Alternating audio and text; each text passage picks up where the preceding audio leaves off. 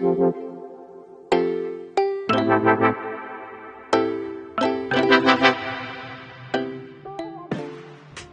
going to talk about starting any one of the three aircraft, the Cherokee, the Archer, or the Dakota, during the winter for a cold engine start.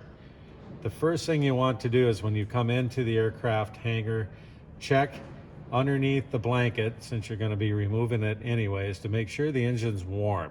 If it's not warm to the touch, that means the engine heater was not either plugged in properly or wasn't plugged in at all. Now you can still start it if the engine has not been preheated, but it makes it a lot easier if it's been preheated. So for this purpose, we're going to assume that the engine has not been preheated and the temperatures are above about 30 degrees Fahrenheit. Anything below 30 degrees Fahrenheit, do not try and start the engine unless it's been preheated. So, engine start with a cold engine in the winter. We're going to reference the engine start checklist. Step 1, key in and off. So we take the magneto key, which is usually the red one, put it in the mag switch, leave it off.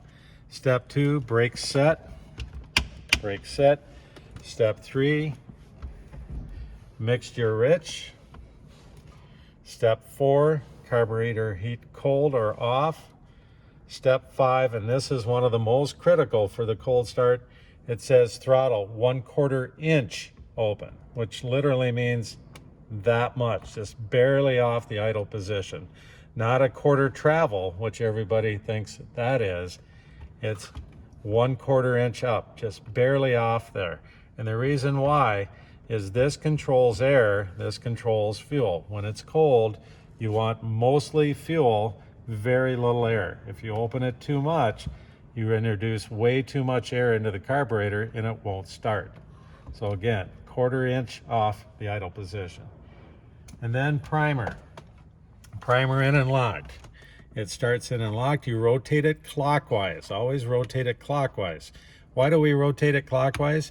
Because this is a two-piece assembly, the shaft and the knob. The knob is actually threaded onto the shaft, and if it's kind of a sticky shaft, if you turn it clockwise and the shaft doesn't want to move real easily, it'll actually turn the knob right off the shaft. So always rotate the knob clockwise to bring it out.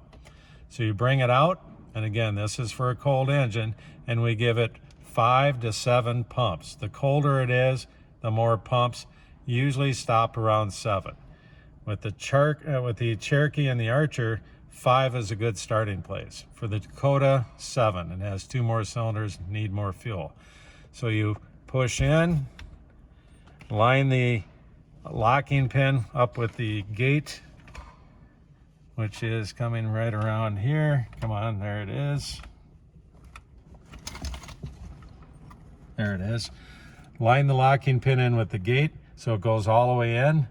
Pull it all the way back nice and slow. You can actually feel and hear a little bit of fuel being sucked in. It's the best equated to as a syringe. You're pulling fuel into this syringe. Push it in slowly. Do that 5 to 7 times.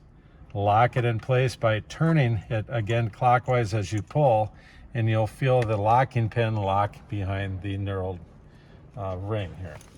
Then immediately, don't go do something else, start the engine with the mag. Remember, you've put raw fuel into the cylinders. When it's really cold, it's evaporating as you sit there. So within 10 seconds, start the engine. If the engine doesn't start after 3 or 4 rotations, the propeller, stop, re-prime with another 3 or 4 shots. Try starting again. By then, you should have enough fuel in it. And I've found sometimes you just have to keep priming it until it gets enough fuel. Eventually it'll start.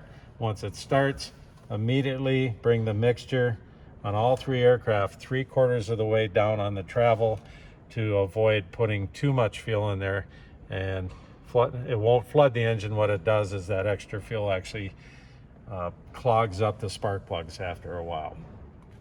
Note right after start that the alt amps will be way high because you've had extended starting times. That's normal. Just make sure the alt amps gauge comes back towards 0. That completes the cold starting process.